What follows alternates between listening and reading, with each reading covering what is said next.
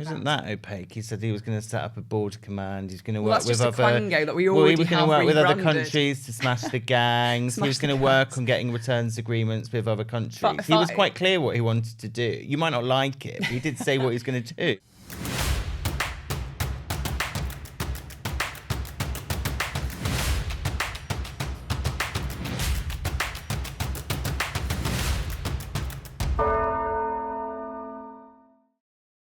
Sam, I'm thinking maybe I need to smarten up for this podcast. I think you may be right. A tie would be appropriate, John. And why are we saying a tie would be appropriate? Well, Lindsay Hoyle, the Speaker of the House of Commons, has made it clear to male MPs that if they want to catch his eye, i.e. if they want to actually speak in the chamber, they better wear a tie. And this was a rule that was scrapped under John Bercow. He was the supposedly great moderniser. Actually, he did effect some quite good changes despite his very controversial other activities over Brexit, but let's gloss over that. Lindsay Hoyle... 7 years ago, John Bercow got rid of the rule that you need to wear a tie. Lindsay Hoyle is reintroducing it. I mean, of the priority list of things that need sorting in the country, making MPs wear ties, I'm not sure is one of them. I can see how, actually, for a lot of MPs... voters watching at home, especially when it's a particularly serious debate, I can imagine people watching on TV and thinking, oh, maybe my MP should wear a tie. I'm not really sure that demanding MPs wear them to be able to speak in a debate is really necessary. I mean, in the press gallery above the Commons chamber where we sit, most people don't wear ties. I mean, I so rarely wear a tie now. If I do wear a tie, I struggle to do the buttons on my shirt.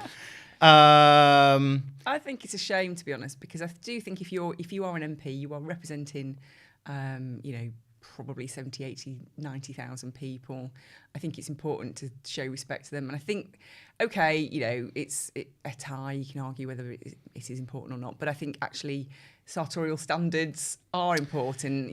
What next? T-shirts and jeans in the Commons chamber. I wouldn't really want to see that. Well, maybe Lindsay Hall should bring back the wig if he really thinks that sartorial standards are important. I think Lindsay Hoyle would like to bring back the wig. He's welcome to put the wig on. Anyway, I'm John Stevens, political editor of The Mirror. And I'm Sam Lister, political editor at The Express. And this is Division Bell.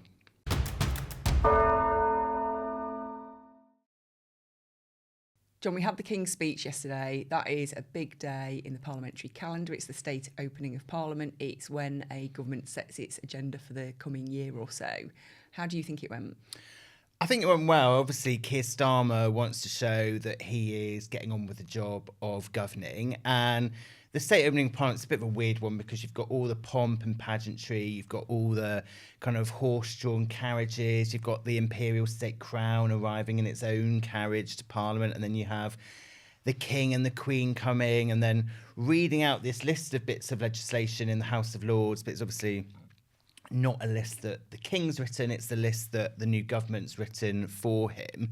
And it's that point where governments say, here is a list of new laws that we intend to bring in the next year or so. It's not for the whole 5 years of the Parliament, it's just for the first session, which will last about a year. And so it's basically an opportunity for the government to say, here are our priorities, here are the things we're going to tackle first. And obviously, after getting that landslide win, Keir Starmer is very keen to look like we are getting on with the job of changing the country. Obviously, change was the motto they used, or the slogan they used during the campaign. They set out, I think it was 40 bills and draft bills that they plan to bring in. So they are very keen to show that they are getting on with things.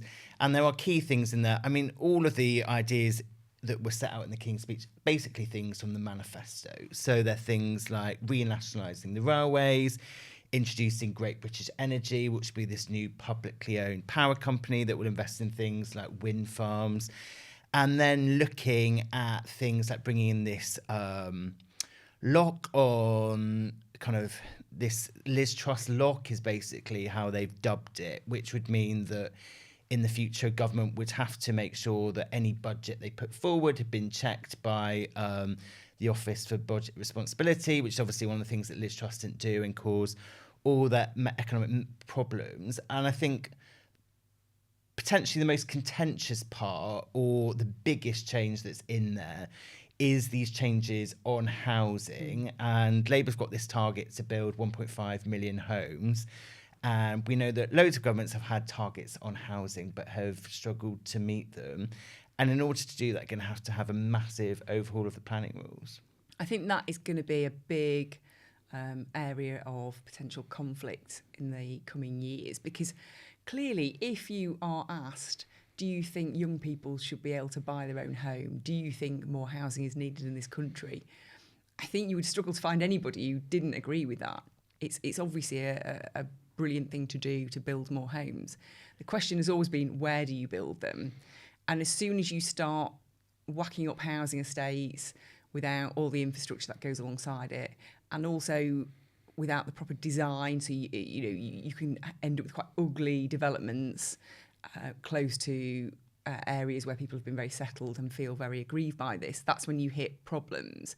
Now, what the Labour government is planning to do is essentially strip residents of their rights to object to developments, to be able to push them through. And what they say is they will allow people to take part in the consultations on what the planning requirements are for an entire town or an entire area. So you can help set how many houses should be built in your town.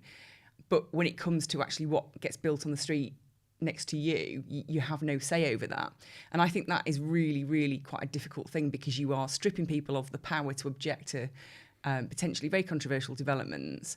And I think expecting them to take part in these bigger plans is just completely unrealistic, and actually a bit of a sham way of saying people have got control over what's happening, when in reality, who on earth is actually going to sit there and take part in those discussions? I think actually, though, it's like on things like local Facebook groups, if there is something to do with planning development, actually there is a large amount of engagement. I think that you will see, when people are talking about those larger scale plans, that people do actually find a way to get involved in that. I think that people will get to have a say on it. But also with housing, it's just pointless people just saying, I want to build more homes. We know the country needs more homes. We know there's loads of pressure. We know that people are struggling to get on the housing ladder. But you actually have to do something to sort it out. And those decisions might be difficult. But Labour clearly got this plan. They were upfront and open about the plan. It was there in the manifesto. They put it to voters and people voted for that plan. And now they've got this majority. They need to use that majority to get on and do what they said they would on housing, rather than what we had with the previous government, where they said they were going to build all these homes and then they just got tangled up in rows and just didn't do it. I mean, they got tangled up in rounds because actually people get angry about it. And I think in the abstract, it all seems great. And in theory, it all is fantastic. And people may have voted along those lines. I'm not sure if people did actually vote for the housing thing, but that certainly was part of the manifesto that Labour were elected on. So they are justified in going ahead with these plans. You can't argue against that. But I think what happens in the abstract is very different to what happens in reality. And when you've got that horrible, ugly estate being thrown up at the end of your road, I think that people will still feel very angry about it. And then when they suddenly realise, actually, we no longer have the power to object to that, I think that Labour may pay a price for that.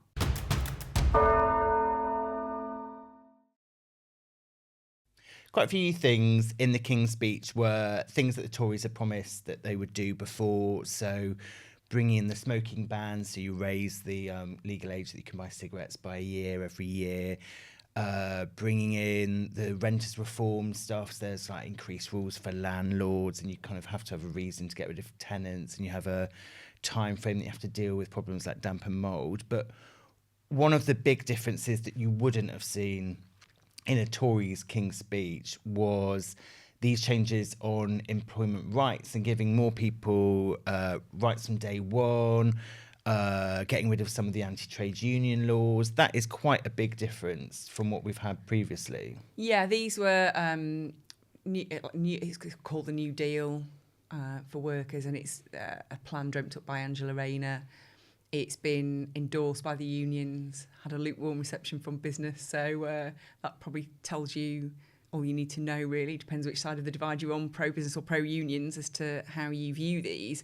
Now, they've been dubbed the French-style workers' rights reforms by the Conservative Party. And they essentially... Conservative Party, which never have had strikes on their watch, because we've had no strikes over the last few years, because introducing all these layers of legislation have really sorted out the strikes. It's been this perfect utopia. Well, clearly, the BMA, for example, has been incredibly political in their approach, and they called a strike during the general election, which obviously had no point to it because nobody was there to negotiate with them. So that was obviously a political move. And we've seen union leaders come out since Labour won the election saying, oh, it'll be great to negotiate with a government that isn't kind of looking at you in a kind of angry way. And clearly the unions feel that they've got the right people in now, their people, and they can have those chats. I think some of the toxicity of the talks has been removed. I think there were times when Grant Shapps was Transport Secretary, that the government just seemed to want strikes. They seemed to want walkouts on things like railways and transport because they thought that was a way to beat Labour. I think that the only way you're going to resolve these problems is by having sensible talks rather than just kind of having angry exchanges on the airways. I'm not sure Grant Shapps actually actively wanted strikes, but he was left with a radical RMT and ASLEF and various other unions representing rail workers and train drivers. And they were on huge wages. They were on huge wages at a time when we had big problems with the economy, at a time when the country was recovering from a pandemic and struggling with the impact of the invasion of Ukraine.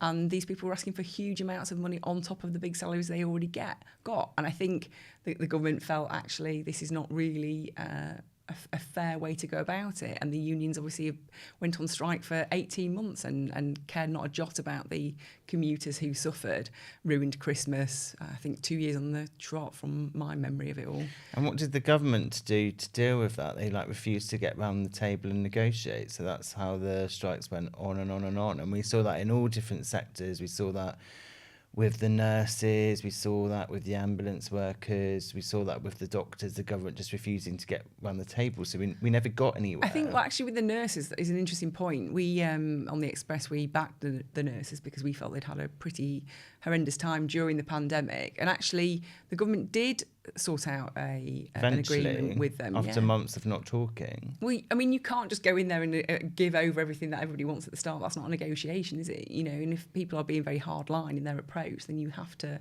be hardline back. And when doctors are asking for 35% pay rises and train drivers are being incredibly hardline, you can't expect a government to just kind of go in there being all let's chat and do whatever you want. You have to kind of have a position. The unions took a hardline position, which then forced the government into taking a hardline position in return.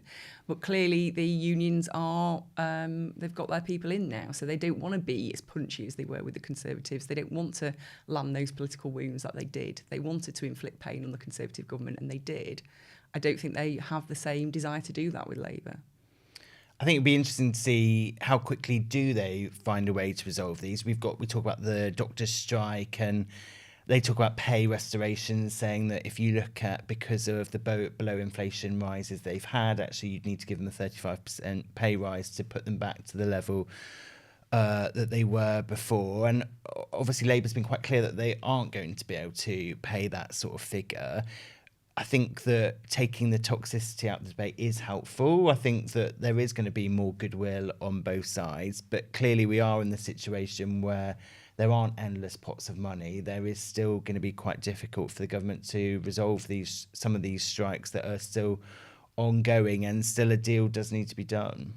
Yeah, West Streeting has made, I think he's already had talks, hasn't he, with the BMA, and I think there is a different tone, but I think that is because it is a Labour government, so the BMA is not hostile to them. I think that we will see a multi-year deal, which will be significantly into double digits, but the West Streeting will package it up as though this is something that, let's say, over many years, it's not giving in to union demands on day one. But I think, clearly they still want a big settlement. It is going to have to be paid for out of the public purse. And then you have to then look at the knock-on impact of that. Do nurses next time round say, well, actually, we only got, I think it was 6% in the end, wasn't it? But are they going to say, well, actually, we want 35% or 20%, or we want pay restoration going back 10 years? And then does that have a knock-on impact on other public sector pay settlements? I think it's going to be quite tricky, actually.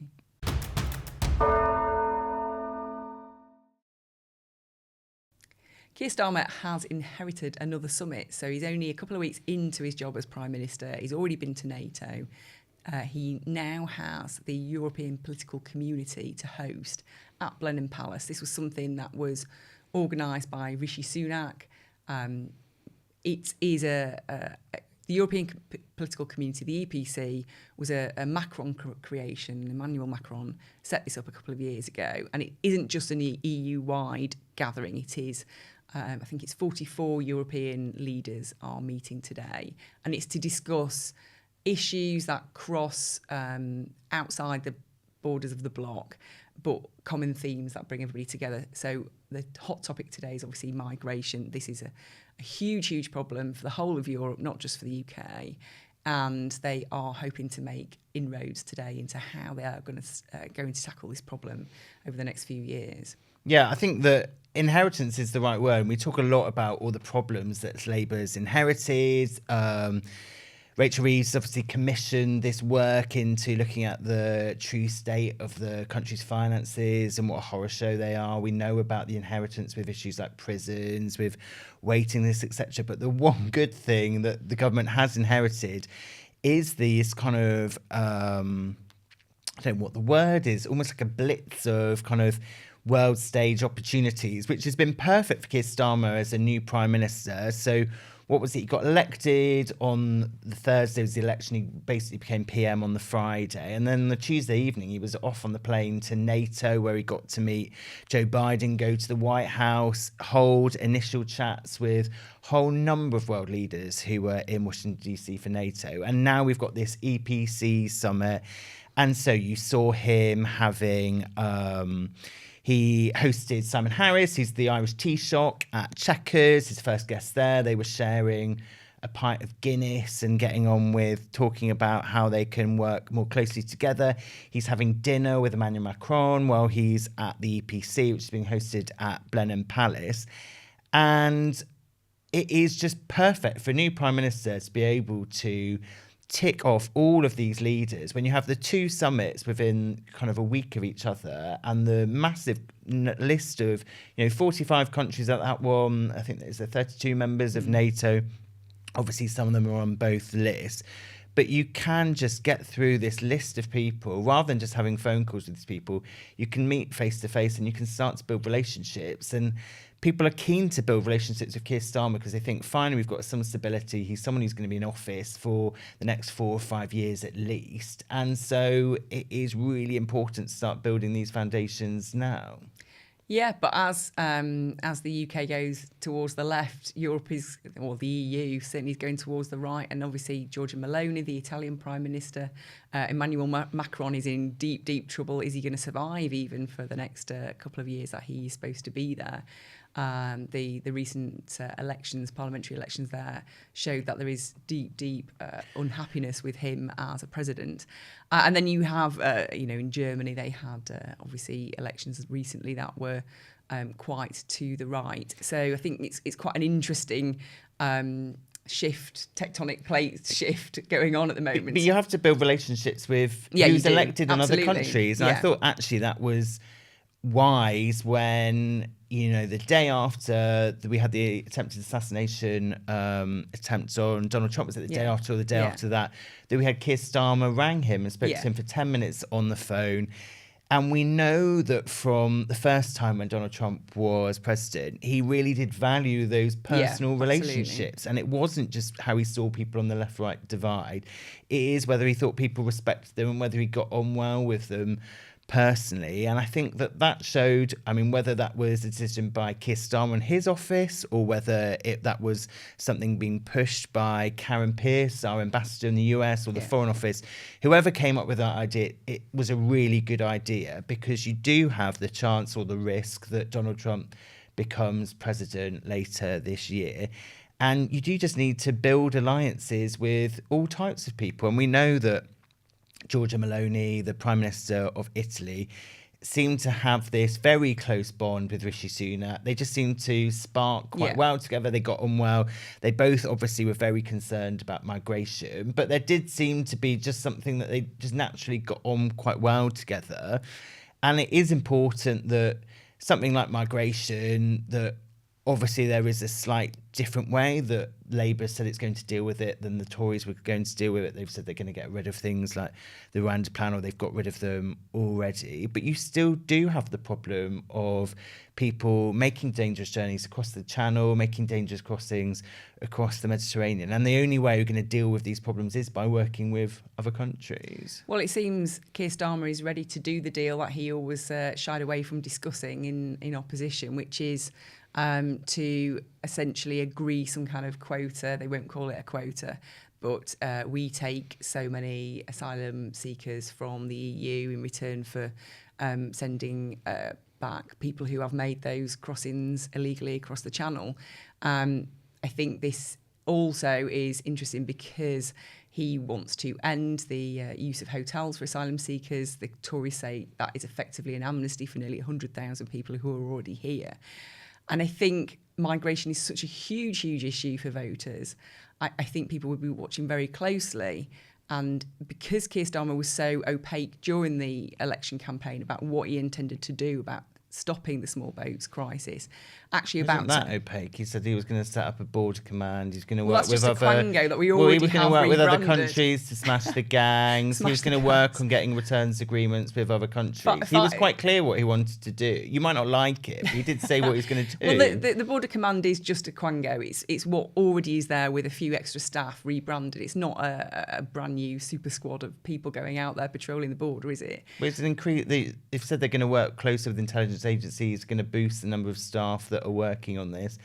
I thought you would support that. Oh, no, tackling on the absolutely. criminal gangs. But I think they've been very clear. Yvette Cooper admitted in Cabinet this week that the problem this summer is going to get worse. Yeah. Keir Starmer last week, when we were in notice, suggested that it is going to get worse before it gets better.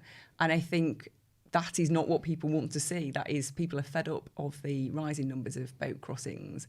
And I think there will be frustration among voters when they see numbers rising over the summer. But I think that will be difficult for Labour. I think that when your solutions are things in the kind of medium term, obviously you can't just smash the gangs overnight. That will take time. That will take investment.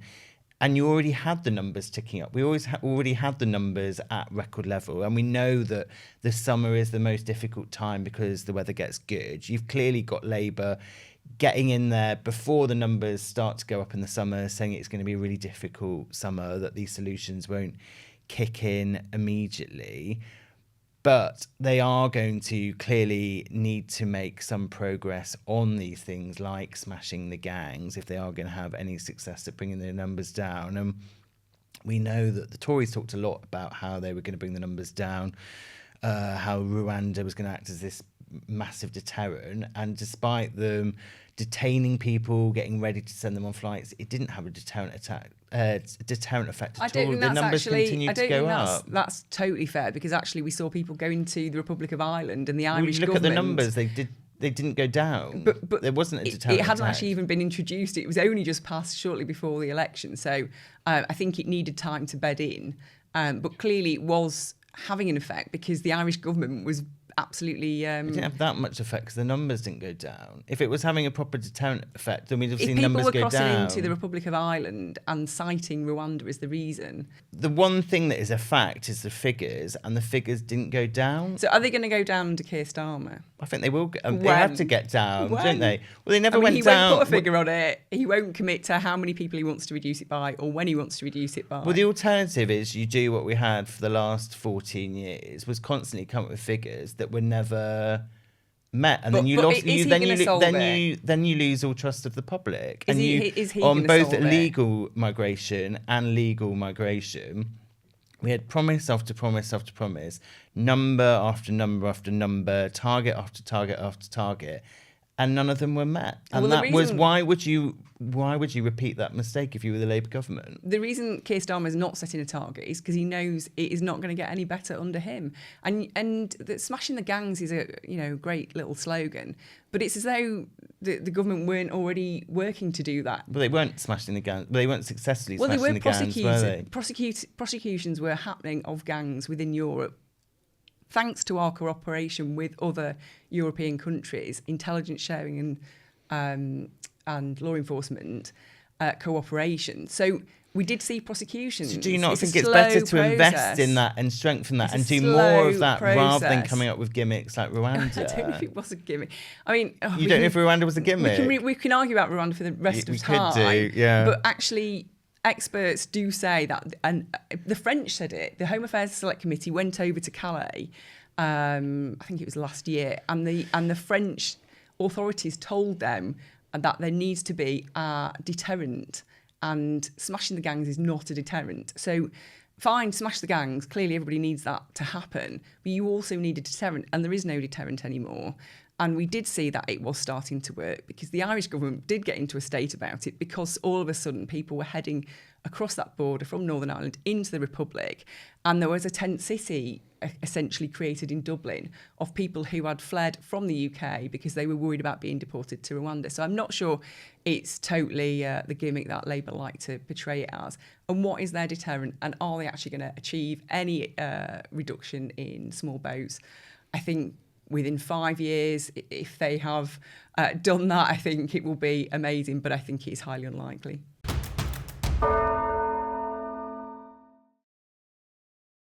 Sam, what's your moment of the week? Well, in the King's speech, there is this more jovial nature. It's a much more light-hearted mood in the Commons.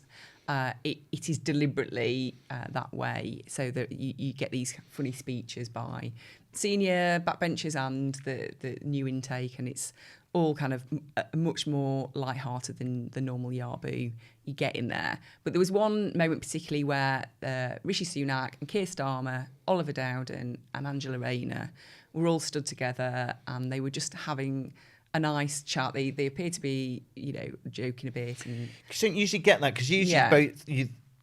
something like PMQs, Yeah. they both come in Yeah. separately, Yeah. go and take their seats on Yeah. opposite sides of the chamber. Whereas the King's speech, Yeah. you have the whole shebang where Yeah. Black Rod knocks on the door, bangs on the door of a Yeah. staff, and then they all gather and walk through two by Yeah. twos like they're getting on the ark to go through to the House of Lords to watch the speech and then walk back again. So it is a point where you do see, I mean, in the past it's been quite awkward when it was Yeah. Keir Starmer and Boris Johnson. Rishi Sunak and Keir Starmer seem to be getting better again, Yeah.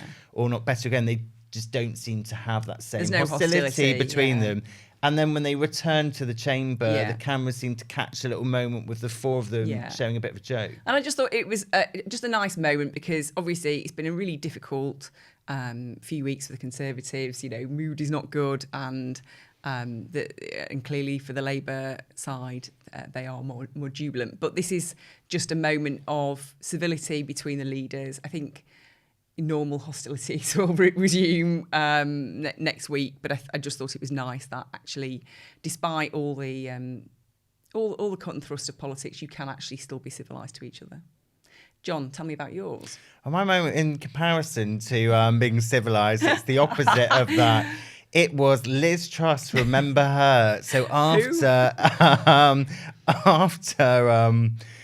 after the King's speech had been read out by King Charles, she went on Twitter and she's got some new branding. She's got back the old Conservative torch that she's put this on her tweets, and she put out this little infographic or this little design thing she'd done. Maybe that's what she's doing with her spare time. And on it, it said that the King's speech showed that Labour has no idea about the change Britain needs, which is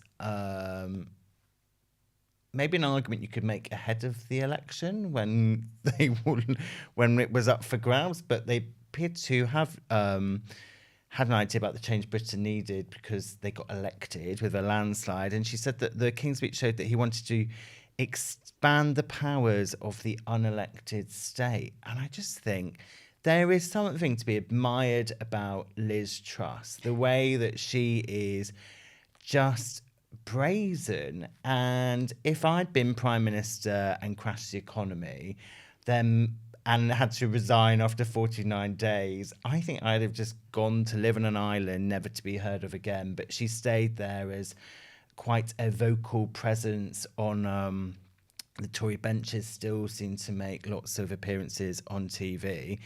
And then if I had the second blow of losing my seat as an MP at the election, I might think maybe people are trying to tell me something. Maybe people don't want to hear loads from me. And maybe I've not got the ideas on how to change the country. So the idea that she went out there and just thought, oh yeah, I'm the person to critique this. I'm the person to tell them how it should be done. And she was talking about how that Keir Starmer was bringing in Stalinist housing targets.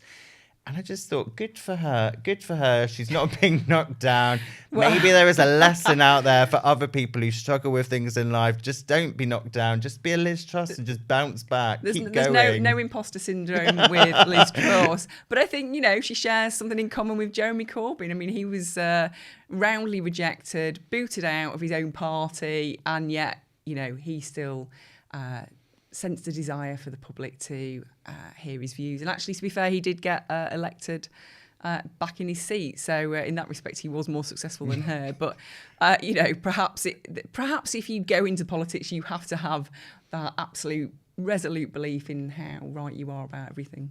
Right, get in touch with us, send us an email, if I can speak, thedivisionbell@reachplc.com, and we'll see you next week. Bye for now. Thank you for listening. This is a Reach Studio production hosted by myself, John Stevens, and Sam Lister. Produced and edited by Lydia O'Malley and Shabir Nuzai. Our researcher is Sheila Mahmoodi, and designs have been done by Curtis Phillips-Cozier and Luke Stidson.